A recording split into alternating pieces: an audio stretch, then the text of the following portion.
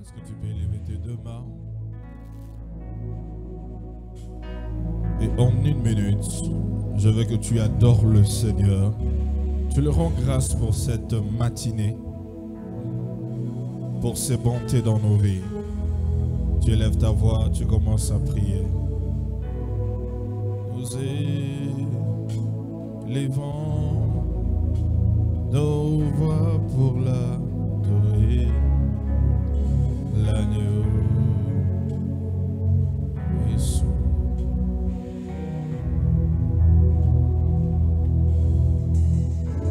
Car il est glorieux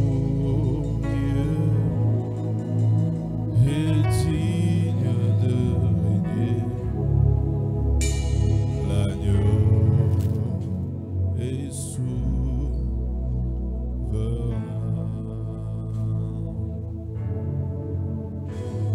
Nous élevons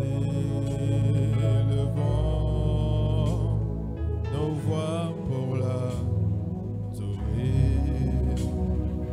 L'agneau souverain. Avec l'église, on peut chanter car il est glorieux.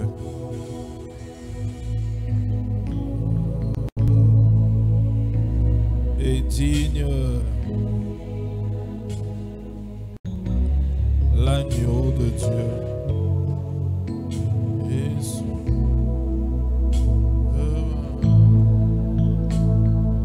Et nous élevons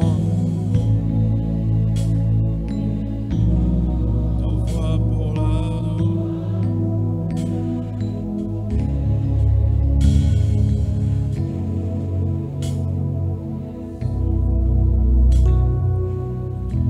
Car il est glorieux,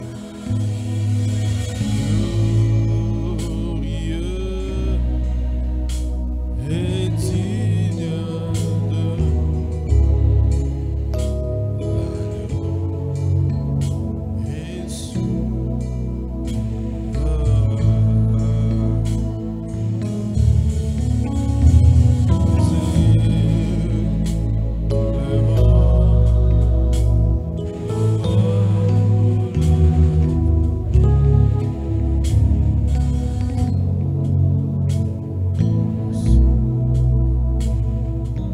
car il est glorieux.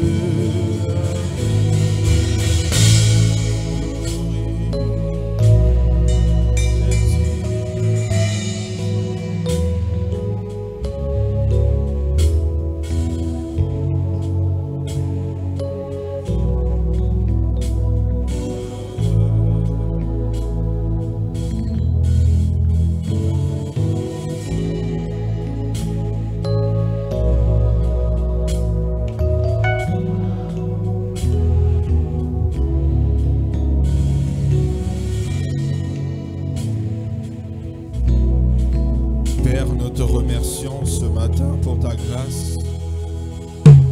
Merci pour ta faveur, pour cette matinée que tu nous accordes. Père, je prie que tu parles à ton peuple et pose les paroles qu'il faut dans ma bouche.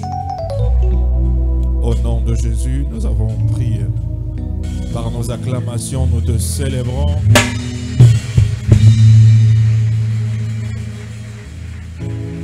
Par nos acclamations, nous te célébrons. Nous te célébrons. Nous te célébrons. Nous te célébrons. Nous te célébrons. Nous te disons que nous t'aimons. À part toi, il n'y a point d'autre Dieu. Dans les cieux, sur la terre, sous la terre, nul n'est comparable à toi. Le seul Dieu qui a laissé le ciel, la gloire, qui est venu sauver un homme comme moi. C'est ce Dieu-là pour qui nous acclamons et nous poussons des cris de joie. Ce matin,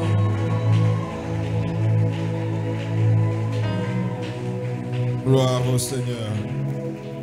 Tu peux saluer au moins 9 personnes autour de toi. C'est le 9 juin. Trouve 9 personnes. Tu lui demandes comment il va. Tu lui dis bon dimanche, content de te voir. Si ça fait longtemps que tu l'as vu, tu lui dis ça fait longtemps. Tu étais où depuis tout ce temps? Content de te voir en ce dimanche matin. Gloire au Seigneur. Est-ce que quelqu'un est content d'être dans la maison de Dieu ce matin? Est-ce que quelqu'un est content d'être dans la maison de Dieu ce matin? Wow. Nous allons directement dans la parole de Dieu. Ouvrir nos Bibles dans le livre de Matthieu, chapitre 28, le verset 19 à 20. Matthieu 28, le verset 19 à 20. Si tu l'as eu, tu dis Amen. Est-ce qu'on peut lire ensemble? 1, 2, go. Allez et faites de toutes les nations des disciples, les baptisant au nom du Père, du Fils et du Saint-Esprit, et enseignez-leur à observer tout ce que je vous ai prescrit. Et voici, je suis avec vous tous les jours jusqu'à la fin du monde. Parole du Seigneur. Ce matin, je vais parler du thème intitulé « Les raisons pour lesquelles vous devez être un gagneur d'âme ». Les raisons pour lesquelles vous devez être un gagneur d'âme. Ce mois de juin, c'est un mois évangélique. Nous parlerons des âmes durant tout le mois de juin. Content de voir parmi nous Maman Julia. Ça fait 2 ans. Ça fait 2 ans qu'elle n'est pas venue à Kinshasa depuis 2021 et c'est depuis la semaine écoulée qu'elle est parmi nous. Très content de vous voir, maman. Bienvenue parmi nous. Est-ce que nous pouvons encore acclamer, célébrer le Seigneur pour sa présence? Les raisons pour lesquelles vous devez être un gagneur d'âme. Frères et sœurs, la seule tâche que Jésus a laissée à l'église, c'est de gagner des âmes et de faire des disciples. La seule tâche que Jésus a laissée à l'église, c'est de gagner des âmes et de faire des disciples. Est-ce que tu peux le répéter avec moi? La seule tâche que Jésus a laissée à l'église, c'est de gagner des âmes et de faire des disciples. Est-ce que tu peux m'aider à le dire à ton voisin? Tu peux m'aider à le dire à ton voisin. Tu dis, voisin, la seule tâche que Jésus a laissée à l'église, c'est de gagner des âmes et de faire des disciples. Pourquoi dois-tu gagner des âmes? La première raison, tu dois gagner des âmes car c'est la tâche première de l'église. Tu dois gagner des âmes car c'est la tâche première de l'église. C'est la première tâche que Dieu a laissée à l'église. Matthieu chapitre 28, le verset 19, la Bible dit: allez et faites de toutes les nations des disciples. La Bible commence par dire allez. Lorsqu'on voit aller, c'est un ordre. C'est un ordre. Qu'est-ce que je viens de dire? C'est un ordre. Donc Dieu nous ordonne, Jésus nous a ordonné. Il nous dit allez et faites de toutes les nations. Jésus ne nous supplie pas d'aller et faire des disciples. Jésus ne nous supplie pas d'aller et de gagner des âmes. Il nous ordonne. Il nous ordonne. Ce n'est pas une supplication. Frères et sœurs, bien-aimés dans le Seigneur, la tâche principale de l'église n'est pas de donner des visas. Je n'ai pas entendu ton amen. Non, non, ton amen là, c'est pas bon. Non, ton amen ne me convainc pas. Non, ton amen ne me convainc toujours pas. La tâche principale de l'église n'est pas de donner des visas, c'est le travail des ambassades. Dis à ton voisin, la tâche première de l'église, ce n'est pas de donner des visas, ça c'est le travail de l'ambassade. La tâche première de l'église n'est pas de construire des écoles, ça c'est le travail du ministère de l'éducation. La tâche première de l'église, ce n'est pas de construire des hôpitaux, c'est le travail du ministère de la santé. La tâche première de l'église, ce n'est pas de construire des orphelinats. Non. En disant tout cela, ça ne veut pas dire que ces choses sont mauvaises. Elles sont toutes bonnes. Mais ce n'est pas la tâche principale de l'église. Elle peut être secondaire ou avoir la troisième place dans ce que l'église peut faire. Mais la première place revient à gagner des âmes et faire des disciples. Tu ne m'as pas donné un bon amen. La première tâche revient, la première place revient à gagner des âmes. Parce que Jésus lui-même, qui est la tête de l'église, nous a dit, allez, faites de toutes les nations des disciples. Il n'a pas dit, allez, construisez des églises, construisez des hôtels, construisez des écoles, construisez des hôpitaux, faites des orphelinats, faites ceci, cela, construisez des appartements. Non, il a dit à l'église, allez et faites des disciples. Prêchez la bonne nouvelle. C'est la tâche principale. Numéro 1. Ce qui doit être la priorité de l'église, c'est d'abord gagner des âmes. Imaginez que tu envoies ton enfant à l'école, dans une certaine école, et l'enfant, tout le temps, lorsqu'il revient de l'école, il te dit qu'aujourd'hui on a passé 8 heures de temps dans la prière. 8 heures de temps dans la prière. Lundi, il va 8 heures de temps dans la prière. Mardi, il part là-bas, 8 heures. Donc, quand l'enfant revient à la maison, tu lui demandes, c'est quoi, qu'est-ce que vous avez étudié aujourd'hui? Ah, papa, là-bas, on nous a dit seulement matin à prière, matin à prière, matin à prière.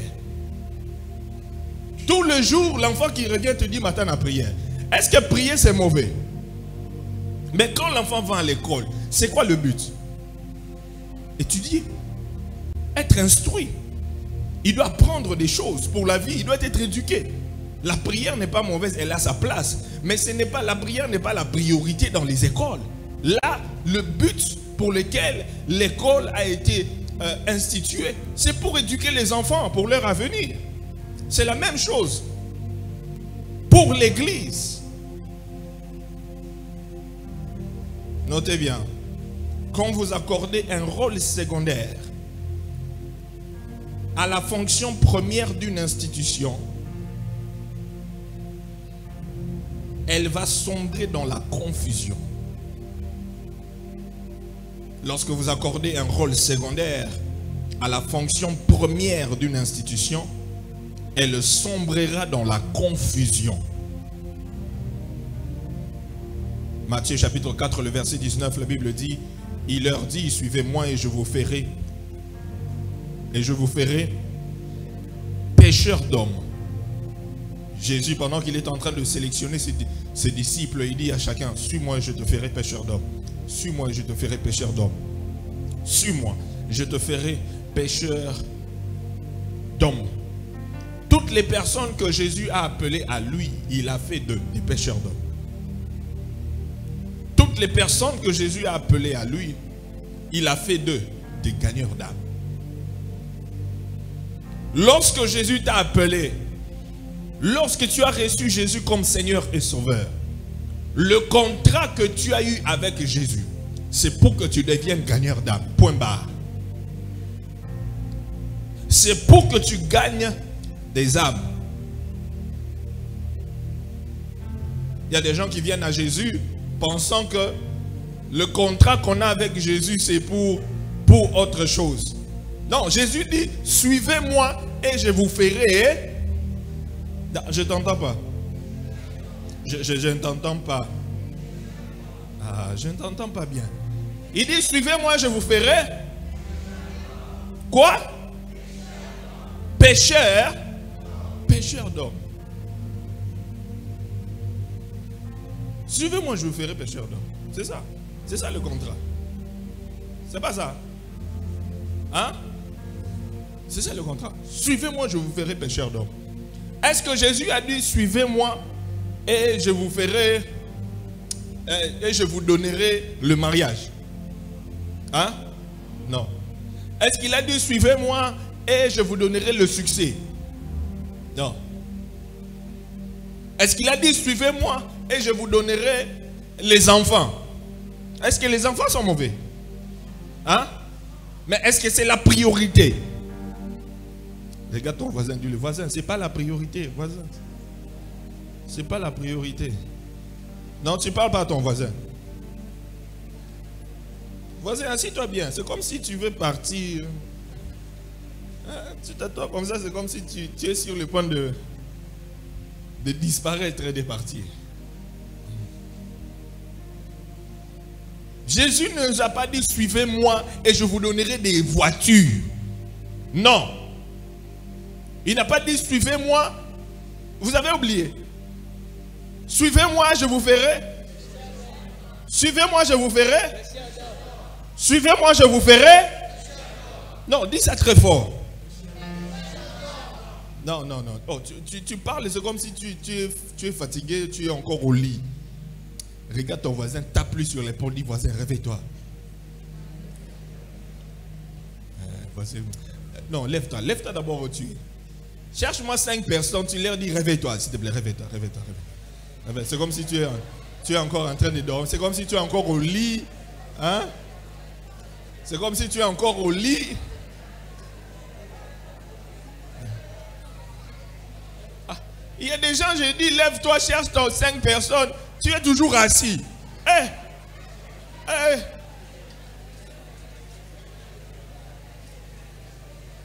Dis, voisin, réveille-toi, réveille-toi.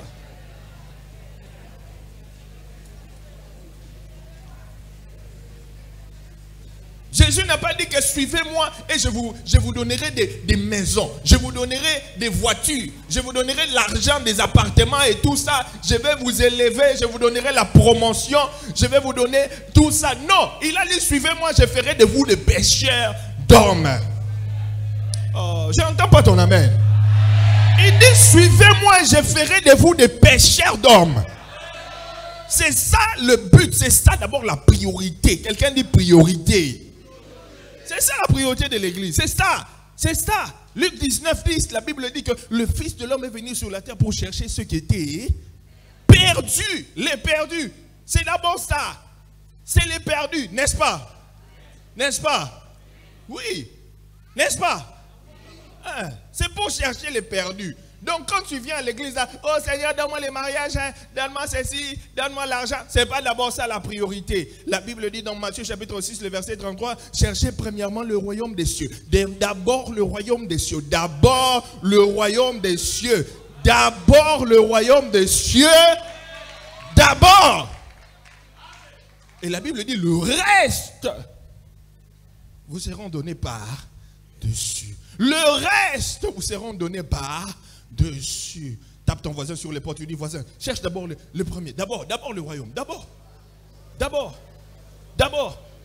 Ah, Jephthé, tu es parti où? Tu m'as laissé. Hein? Mais on trouve une chaise rapidement pour lui, non? Fais vite. Tape des voisins à côté de toi, tu dis papa, le royaume des cieux d'abord. Hein? Le royaume des cieux d'abord. Ce n'est pas le mariage. Quand tu viens à l'église, là, tu ne viens pas d'abord chercher le mariage. Je n'ai pas entendu ton amen. Je n'ai pas... ton amen là ne me convainc pas. Oh, c'est comme si tu n'es pas content de ce que je suis en train de prêcher. Oh, c'est comme si tu veux seulement que je te prêche la bénédiction.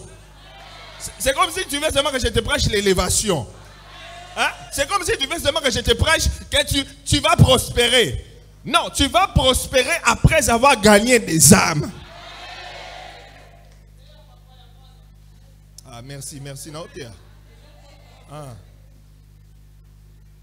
Tu vas prospérer après avoir gagné des âmes. D'abord d'abord le royaume des cieux. C'est d'abord ça la priorité. C'est d'abord ça la priorité. Est-ce que je peux vous raconter une histoire? Hein? Vous aimez bien mes histoires? Hein? Ou bien je laisse tomber? Que je raconte, hein? Il était une fois.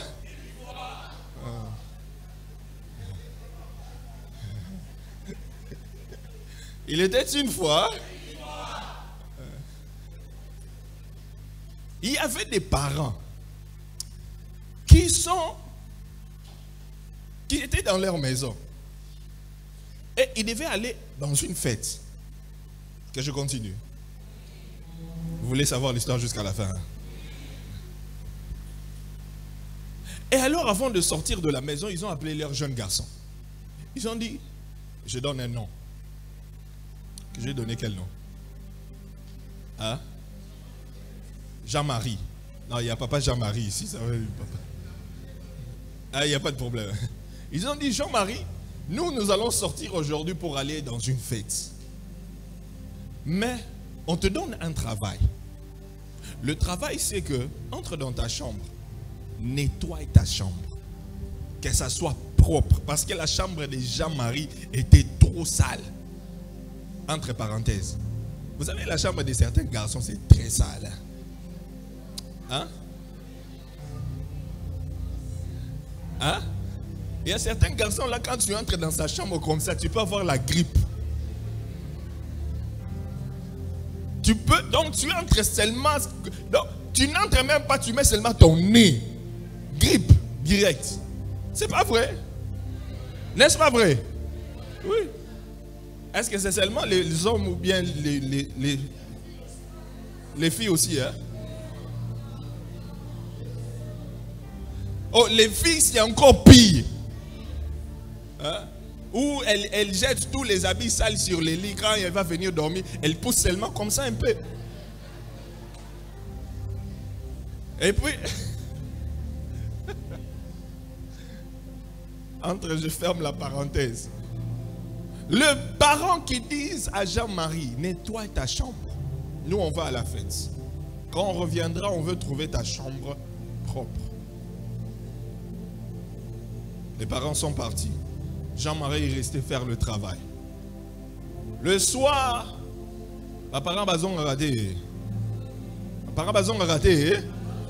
Ah non, il bien. Les parents ont raté. Lorsque les parents rentrent, ils arrivent dans le parking. Ils voient qu'on a bien rasé la pelouse à l'entrée. Ah, il dit waouh. On n'avait pas laissé la pelouse rasée. Qui a fait ça?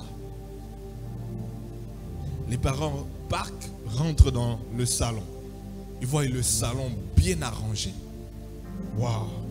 On n'avait pas laissé ça comme ça. La maman regarde à gauche, elle voit la cuisine bien arrangée, propre. Elle dit, mon Dieu. Elle ouvre la toilette, bien arrangée. Elle dit, waouh, c'est sûr que Jean-Marie a vraiment arrangé sa chambre. Ils appellent Jean-Marie. Jean-Marie, viens. Il vient rapidement. Il dit, waouh, qui a rasé la pelouse dehors? Il dit, papa, c'est moi. Oh, c'est toi. Félicitations. Qui a rangé le salon? Papa, c'est moi. Oh, félicitations. Qui a nettoyé la toilette? Oh, papa, c'est moi. Félicitations. Qui a nettoyé la salle à manger et puis la cuisine? Il a dit, papa, c'est moi. Il a dit, waouh. On dit, waouh. J'ai hâte de voir ta chambre. Papa, tu vois, quand j'ai fini et puis je me suis dit que je me repose un peu comme ça après. Mais quoi? Je n'ai pas fait la chambre. Jean-Marie. Quelqu'un dit Jean-Marie. Papa Jean-Marie a dit, c'est pas moi. C'est pas. Papa lui a dit, Jean-Marie, je t'ai donné une seule tâche. c'était de nettoyer ta chambre. Je ne t'ai pas demandé d'arranger la pelouse de gens. Je ne t'ai pas demandé d'arranger les salons. Je ne t'ai pas demandé de faire la cuisine. Je ne t'ai pas demandé de nettoyer les toilettes. Je te demandais une seule chose, de nettoyer ta chambre. Mais comment tu es allé t'embrouiller en faisant autre chose? Frères et sœurs, le travail que Dieu nous a donné, ce n'est pas de donner des mariages, ce n'est pas de donner l'élévation, ce n'est pas des prophéties, ce n'est pas de construire des écoles, ce n'est pas ceci, c'est là. La seule tâche que Jésus nous a donnée, c'est de prêcher la bonne nouvelle et de gagner des âmes. C'est la seule tâche. La seule tâche. Mais l'Église veut s'embrouiller dans beaucoup de choses qui ne sont pas prioritaires. D'abord, les âmes perdues. C'est la première tâche. D'abord, les âmes perdues. Deuxième raison, pourquoi nous devons gagner des âmes.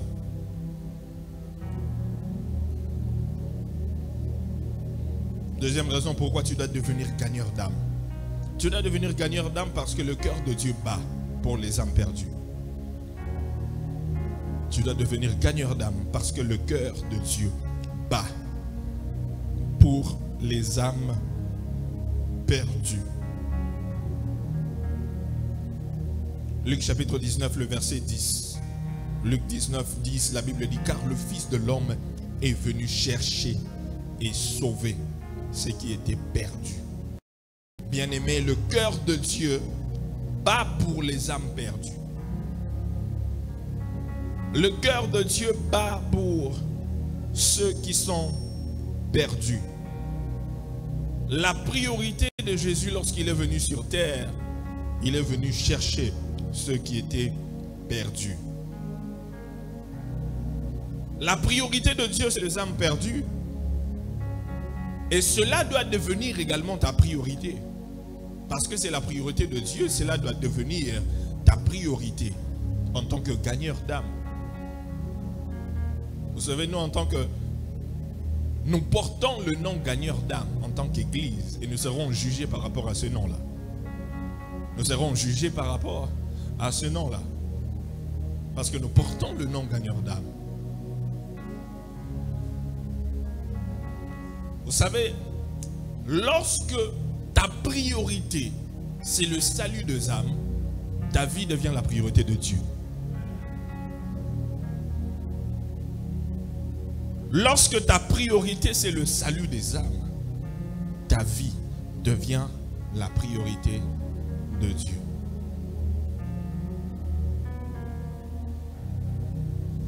Parce que Dieu sait que derrière toi, il gagne. Donc ta vie deviendra sa priorité parce que toi, tu fais du salut des âmes ta priorité. Son cœur bat là-bas. Son cœur, c'est là-bas.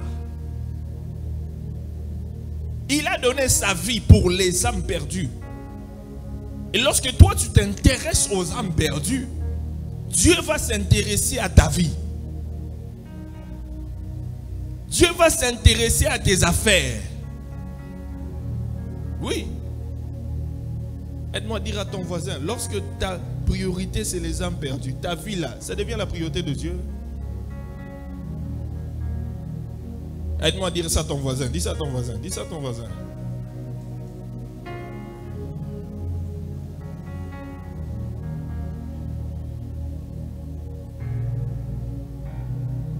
Mais vous savez, ce que je constate est que le chrétien veut ce qui est entre les mains de Dieu, mais il ne veut pas faire ce qui est dans le cœur de Dieu. Il veut avoir ce qui est dans les mains de Dieu, mais il ne veut pas faire ce qui est dans le cœur de Dieu. Ce qui est le désir de son cœur, ce qui est le désir du cœur de Dieu. Mais il veut ce qui est entre les mains de Dieu. Parce qu'il sait que dans les mains de Dieu, c'est la bénédiction, c'est l'élévation, c'est la promotion, c'est l'argent, c'est le succès, c'est la prospérité. Mais dans le cœur de Dieu bat pour les âmes perdues. Le chrétien veut seulement que Dieu lui donne. Mais il ne sait pas que lui aussi a un travail à faire. Dis à ton voisin, tu as un travail à faire. Oui, tu as un travail. Tu as un travail, un sérieux travail. Tu as un sérieux travail à faire. Tu n'es pas sur terre en tourisme. Non. Non, tu n'es pas venu sur terre pour faire du tourisme. Tu n'es pas venu sur terre pour faire du tourisme. Tu es venu sur terre pour travailler. Tu as une mission. Tu as un travail. Amen. Hein? Amen. Hein? Est-ce que tu sais que tu as une mission? Sais-tu que tu as un travail? Hein? Oui, tu as un travail. Tu as un travail. Il y a des choses que Dieu attend de toi. Parce que lorsque tu as reçu Jésus comme Seigneur et Sauveur, ça ne s'arrête pas là. Tu es sauvé pour servir. Dieu t'a sauvé pour servir. Dieu t'a sauvé pour que toi tu puisses le servir. Tu puisses le servir. Hein? Tu ne dis pas amen pourquoi? Je disais que Dieu t'a sauvé pour que tu puisses le servir. Oui, tu ne crois pas ça? Tu ne savais pas? Oh, soit je viens de t'informer. Dieu t'a sauvé pour que tu puisses servir. Dieu ne t'a pas sauvé pour que tu sois sur terre ici en tourisme. Non, tu n'es pas un touriste ici.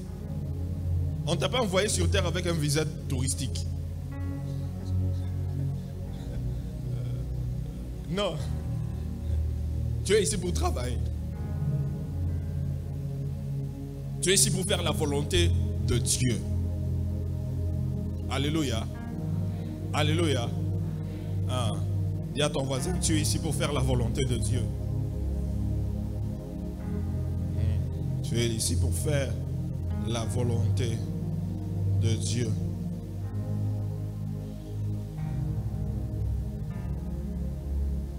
Troisième raison. Pourquoi tu dois devenir un gagneur d'âme?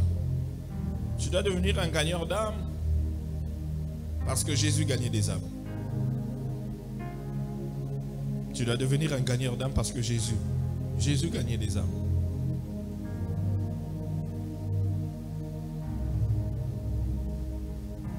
Luc 19, 10. Le Fils de l'homme est venu chercher et sauver ceux qui étaient perdus. Tu dois gagner des âmes parce que celui que tu suis gagnait des âmes. Celui que tu appelles maître gagnait des âmes. Y a-t-il des disciples de Jésus ici? Est-ce que les disciples de Jésus peuvent me donner un amen puissant? Non, ça c'est pas un amen puissant. Est-ce que les disciples de Jésus peuvent me donner un amen très puissant? Luc chapitre 6, le verset 40, la Bible dit, Luc chapitre 6, le verset 40, la Bible dit, le disciple n'est pas plus que le maître, mais tout disciple accompli sera comme son maître. Tout disciple accompli sera comme son maître. Lorsque nous voyons à Antioche, pour la première fois, les disciples furent appelés chrétiens parce que on a vu qu'ils faisaient des choses comme Christ, leur maître.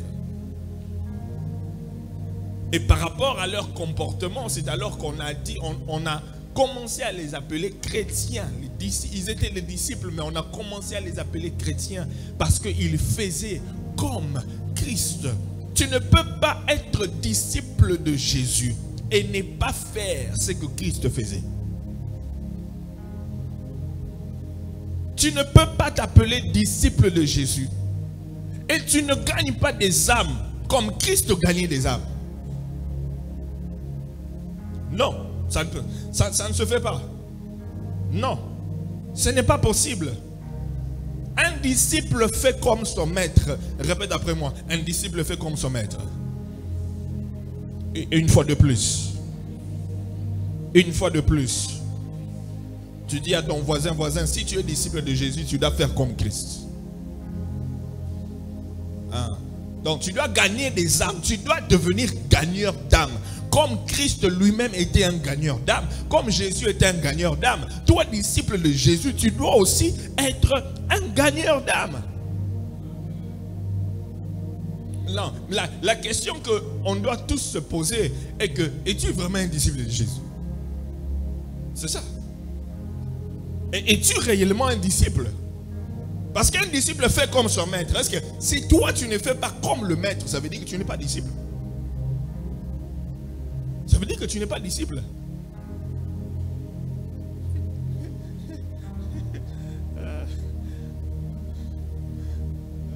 C'est comme il y a un comédien là qui dit, vous êtes disciple, il y a un DT.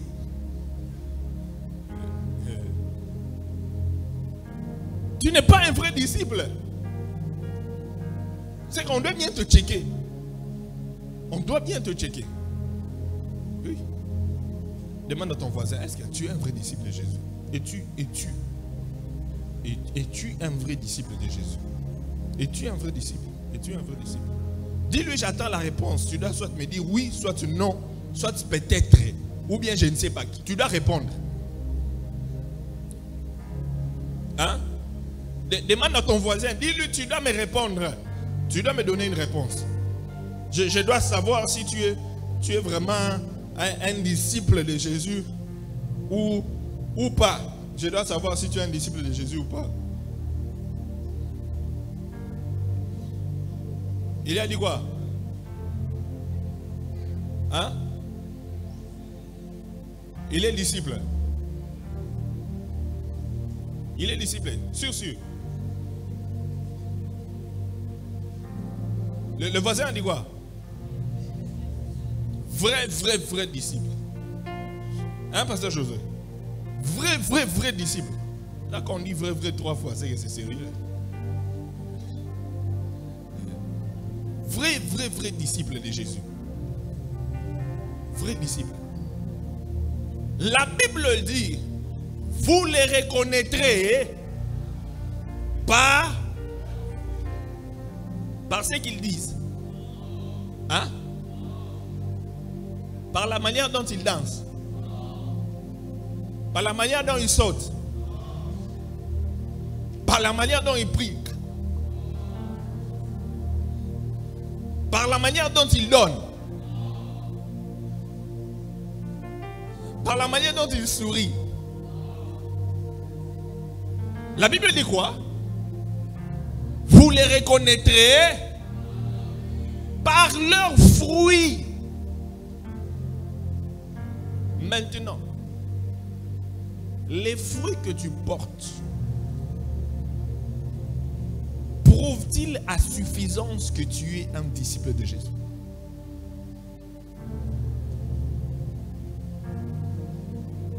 Est-ce que les fruits que tu portes prouvent réellement que toi tu es un disciple?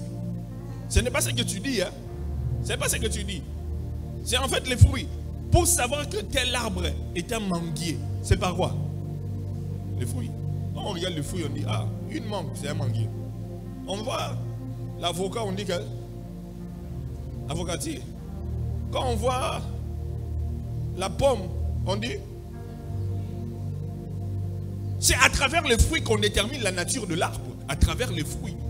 À travers les fruits que tu portes qu'on détermine si tu es vraiment un chrétien, si tu es vraiment un disciple ou pas. En voyant les fruits. Les fruits. Je vais te poser une question.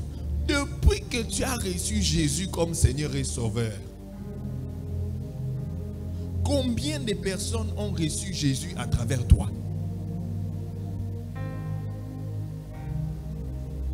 C'est une sérieuse question. Je suis très sérieux. Je veux que tu me répondes. Si j'avais tout le temps, j'allais demander à tout le monde ici, une personne après une. On fait passer devant, on te donne le micro. Dis-nous. Heureusement que je n'ai pas assez de temps. Depuis que tu as reçu Jésus, c'était en 1900 Wolo. Ou bien en 1800 quelque chose.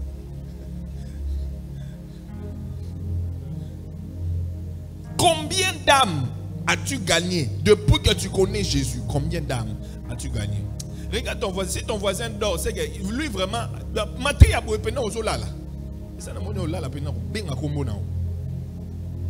Regarde ton voisin, tape ton voisin sur l'épaule, dis-lui, il ne faut pas dormir. Des messages comme ça qui sauvent les âmes, toi tu dors. C'est que il faut une église.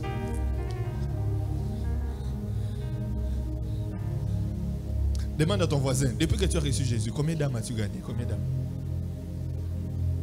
Demande à ton voisin. Il ne faut pas avoir peur du voisin. C'est moi qui te donne l'autorité de lui parler.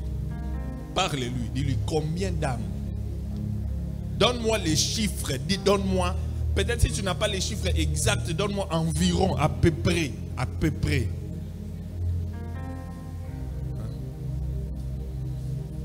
Donne-moi un à peu près. Je dois savoir combien d'âmes as-tu gagné depuis que tu as reçu Jésus. Je ne parle pas de l'année 2024. J'ai dit depuis que tu as reçu Jésus. Combien de personnes ont reçu Jésus à travers toi? À qui tu as prêché, tu as parlé de Jésus. Après Pierre Loubi, est-ce que tu veux recevoir Jésus? Il dit oui, je vais recevoir Jésus. Puis tu fais cette prière-là. Combien? Ok, revenons même cette année. Depuis que cette année a commencé là. Non, on fait seulement 2024. Bon, disons, édition promotion 2023-2024. Okay. 2023-2024. En une année, depuis 2023-2024. Combien de personnes, toi tu as prêché, à qui tu as prêché? Ils ont reçu Jésus. Ils ont reçu Jésus. Ils sont devenus des chrétiens à travers toi. Ah, tu vois. Hein?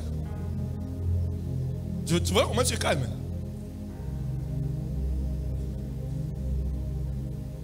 L'église a perdu sa priorité. L'église veut seulement que Dieu donne, que Dieu fasse, que Dieu donne, que Dieu fasse. On veut seulement chasser les démons, lier les démons. Les démons sont fatigués. On les a envoyé trop de feu. Ils sont fatigués. Le feu. Oui, le feu, oui, c'est bien. Mais combien d'âmes sont allées au ciel après avoir envoyé le feu? Oh, vous ne me donnez plus d'amen, hein? Oh, vous ne me donnez plus d'amen. Combien d'âmes sont allées au ciel après avoir envoyé le feu?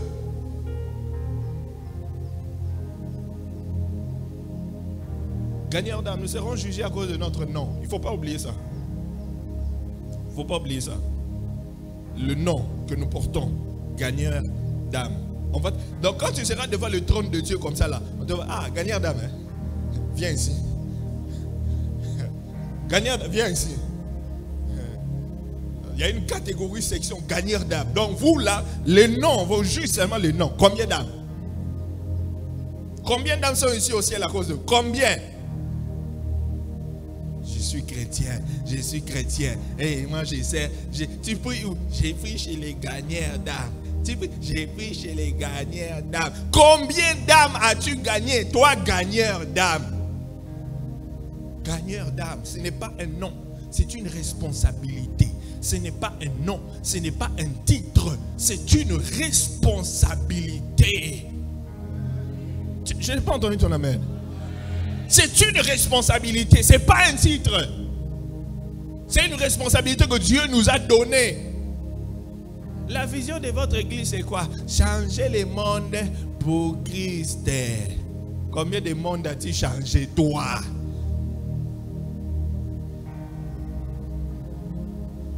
Combien de personnes as-tu changé? Même la parcelle seulement où tu restes là. On ne sait même pas que toi tu es chrétien. La parcelle seulement où tu restes. C'est même dans votre parcelle. On ne sait même pas que tu es chrétien. On ne sait pas que toi tu pries. Mère, tu es parti. Alors. La parcelle, on ne sait pas que tu es chrétien. On ne sait pas.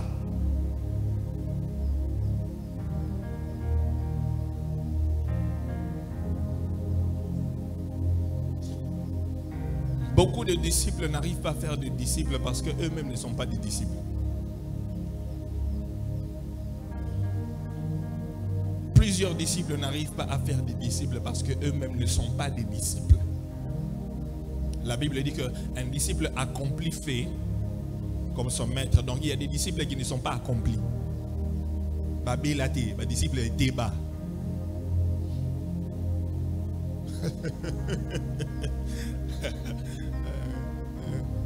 Le disciple accompli fait comme ça. Non, non, le disciple au Théba. Ta voisin, non, disciple au Théba et. Regarde ton voisin, dis-lui disciple. Vous êtes disciple au Théba ou bien yo penon bela bela.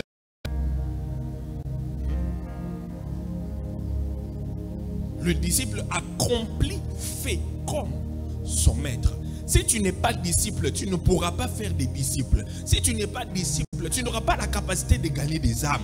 Parce que tu n'es pas disciple. La Bible dit qu'un homme ne donne que ce qu'il a. Si tu n'as rien, tu es vide, tu vas donner. Tu ne vas rien donner. Parce que tu n'as rien. Je vous raconte une histoire. Hein? Je vous raconte une histoire. Il était une fois.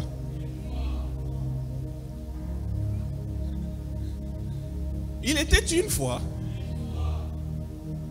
un homme qui est marié à sa femme.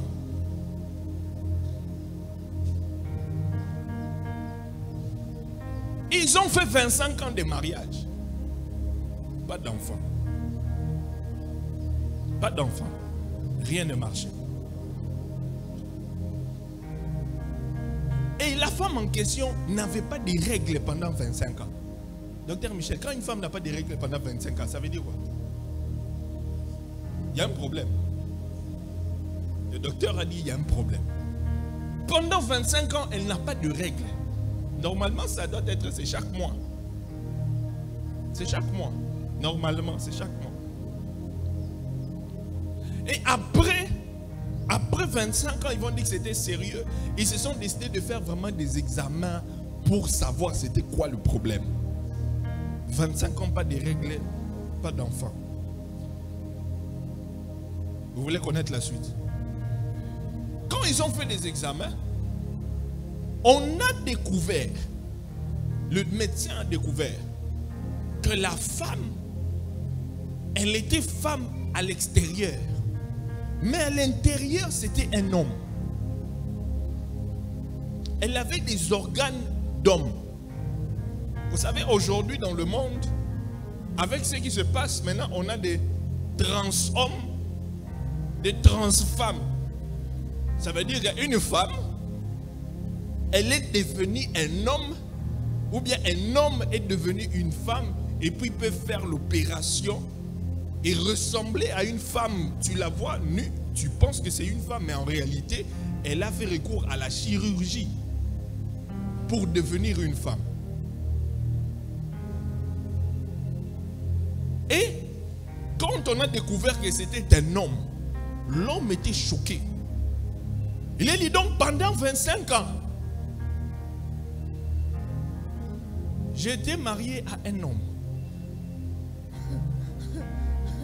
Les mariés, imaginez que tu découvres ça. Hein? Divorce. Papa Jean-Marie Albert divorce. Je découvre que je suis marié à un homme pendant 25 ans. Tu me trompais que tu étais une femme pendant 25 ans. Et c'est alors qu'on a découvert que comme c'était un homme, est-ce qu'un homme peut avoir des règles? Non. Est-ce qu'un homme peut donner naissance? Non. Et c'est la raison pour laquelle elle n'arrivait pas à donner naissance. Et c'est la raison pour laquelle elle n'arrivait pas à avoir des règles. Parce que c'était un homme. Elle avait l'apparence d'une femme. Mais en réalité, à l'intérieur, c'était un homme. C'est pourquoi il y a aussi beaucoup de chrétiens qui ont l'apparence des disciples. Mais alors qu'à l'intérieur, ce ne sont pas des disciples. Alors qu'à l'intérieur, ce ne sont pas des disciples. Car ils font semblant d'être des disciples de Jésus.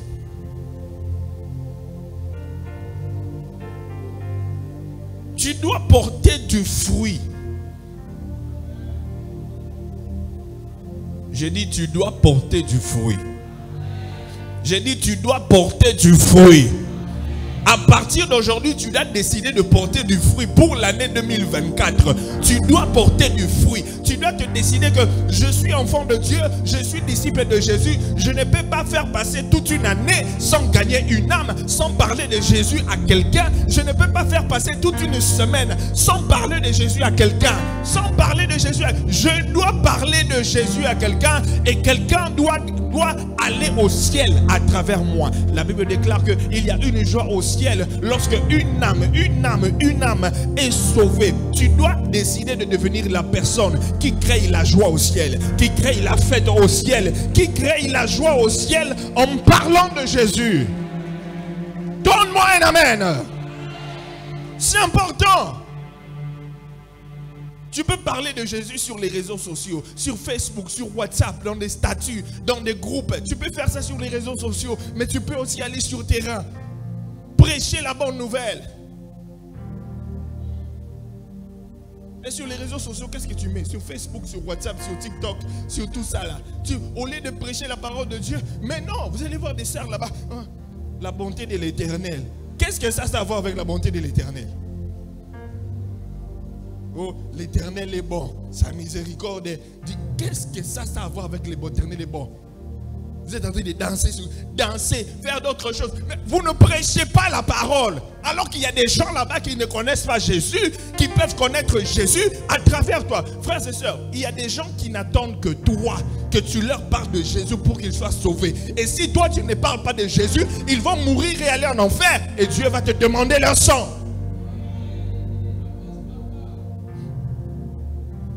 Dieu va te demander leur sang. Tu penses que le monde entier connaît Jésus? Il y a des gens jusqu'à aujourd'hui qui n'ont jamais entendu parler de Jésus. Jusqu'à aujourd'hui, il y a des gens qui n'ont jamais entendu parler de Jésus. Dieu t'interpelle aujourd'hui afin que tu prennes la décision de devenir gagneur d'âme.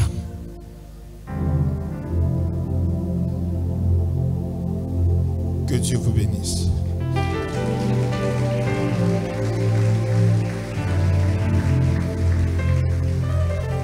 Lève-toi où tu es.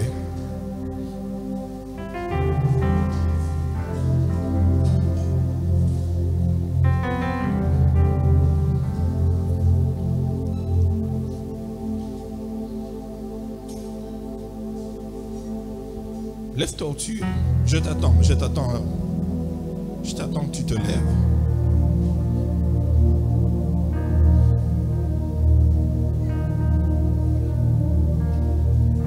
J'attends que tu te lèves.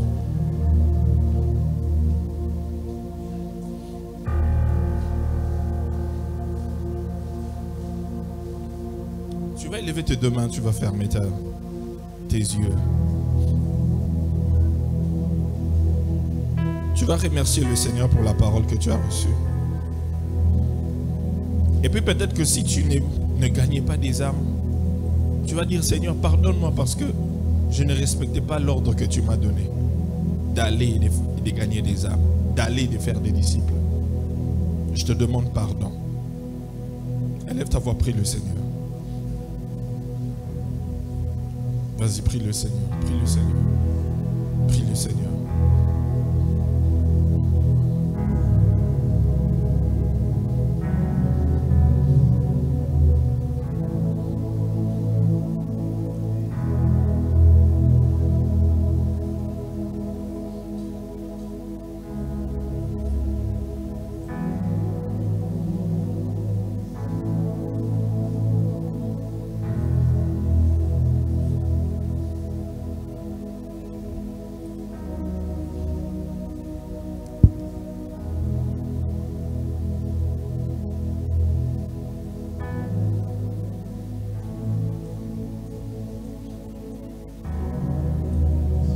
Au nom de Jésus. Toujours les yeux fermés, tête inclinée. Tu ne peux pas devenir gagneur d'âme si tu n'as pas encore reçu Jésus comme Seigneur et Sauveur dans ta vie. Si tu n'as pas une relation personnelle avec le Seigneur. Si tu es là, tu n'as jamais reçu Jésus dans ta vie. Tu dis Seigneur, je veux faire de toi mon Seigneur et mon Sauveur. Je veux que tu entres dans ma vie et que tu conduises ma vie, que tu diriges ma vie. Je veux que tu me pardonnes de mes péchés. Afin que je devienne ton fils, ton enfant. Si c'est toi qui veux prendre ces décisions, lève ta main où tu es, je veux prier pour toi. Et te conduire dans la prière. Tu n'as jamais donné ta vie à Jésus. Lève simplement ta main où tu es. Je veux te prier pour toi.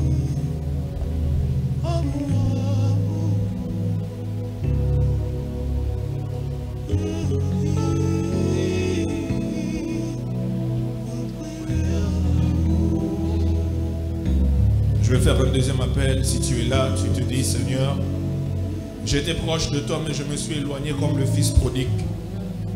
Ce matin, je prends la décision de revenir vers toi. Je voulais revenir dans la maison.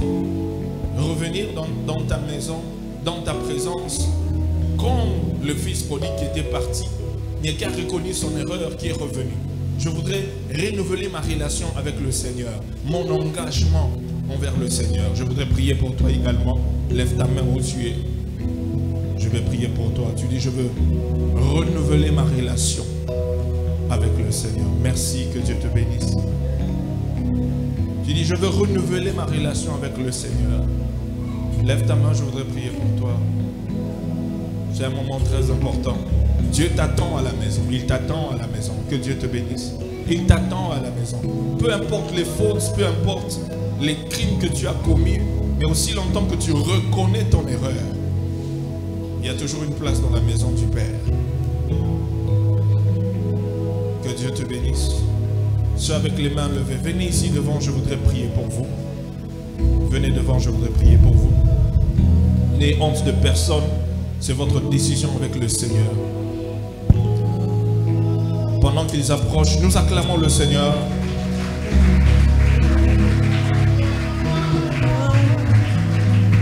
Acclame bien, acclame bien, acclame bien. Acclame bien. Acclame bien, acclame bien, acclame bien. Car ils reviennent dans la maison. Levez vos deux mains devant. Vous allez faire d'abord cette prière. Vous allez prier le Seigneur. Demandez pardon au Seigneur parce que vous vous êtes éloigné de lui. Et vous allez dire au Seigneur la décision que vous avez prise de revenir. Vous dites, Seigneur, à partir d'aujourd'hui, nous prenons la décision de revenir vers toi et de rester attaché à toi pour toujours. En une minute, priez.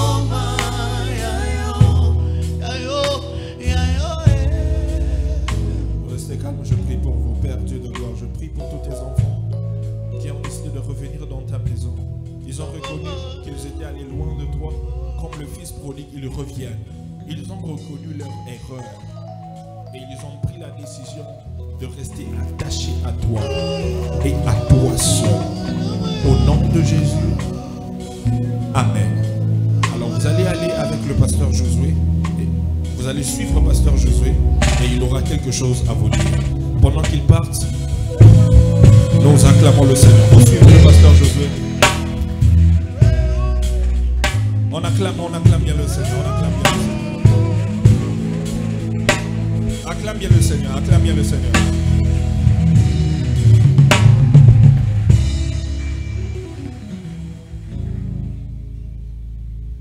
Les yeux fermés, tête inclinée. Je veux faire un troisième appel. Si tu te dis, pasteur, ce matin, j'ai entendu la parole de Dieu et je veux prendre la décision de devenir un gagneur d'âme. J'ai pris la décision ce matin de devenir un gagneur d'âme. Je dois parler de Jésus à quelqu'un. Cette année ne doit pas finir. Je dois prêcher la parole à quelqu'un. Lève seulement ta main où tu es. Moi, je voudrais prier pour toi. Je voudrais prier pour toi. Lève ta main où tu es. Tu dis, j'ai pris la décision, je prends la décision de devenir un gagneur d'âme. Lève ta main où tu es. Lève ta main où tu es. Je vais prier pour toi. Merci, que Dieu te bénisse. Merci, que Dieu te bénisse.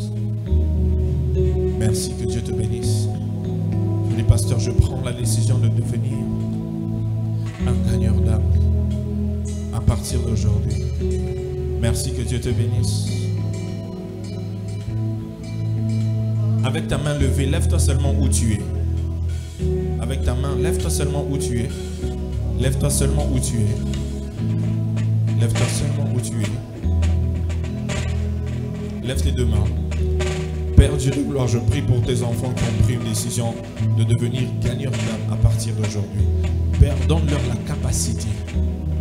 Tu dis, vous recevez une puissance, le Saint-Esprit survenant sur vous, et vous serez mes témoins. Vous deviendrez mes témoins. Éternel, que la puissance qui nous donne la capacité de témoigner soit leur partage. Donne leur force, que la timidité leur quitte. Dépose les paroles qu'il faut. Tu dis dans ta parole, ne vous inquiétez pas de ce que vous direz. Vous saurez exactement quoi dire, car moi je mettrai mes paroles dans vos bouches. Fais la même chose pour eux. Au nom de Jésus. Amen. Nous acclamons le Seigneur.